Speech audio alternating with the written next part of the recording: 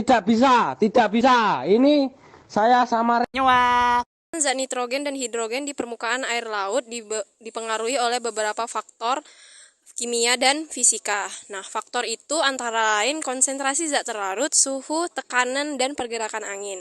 Nah, di sini teman-teman saya akan menjelaskan beberapa faktor tersebut. Yang pertama, siklus daur nitrogen. Nitrogen adalah unsur kimia yang penting dalam siklus biokimia. Meskipun terdapat banyak molekul nitrogen di atmosfer, nitrogen dalam bentuk gas tidaklah reaktif. Oleh karena itu, proses fiksasi nitrogen diperlukan untuk mengubah nitrogen gas menjadi senyawa yang dapat digunakan oleh organisme hidup. Fiksasi nitrogen dapat menjadi secara biologis maupun non-biologis. Beberapa tahap dan siklus daur nitrogen antara lain fiksasi nitrogen, mineralisasi, nitrifikasi, dan definitrifikasi.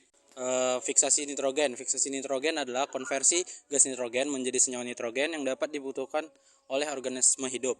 Fiksasi nitrogen dapat dilakukan oleh bakteri Rhizobium yang bersimbiosis dengan bakteri Azotobacter, Clostridium, dan polong-polongan. Pertukaran zat hidrogen dan nitrogen.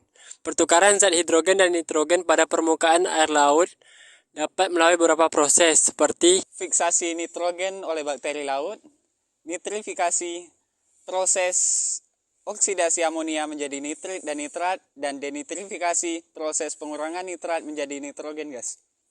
Pengaruh faktor lingkungan. Faktor lingkungan seperti suhu, tekanan, dan pergerakan angin juga mempengaruhi pertukaran zat hidrogen dan nitrogen pada permukaan air laut.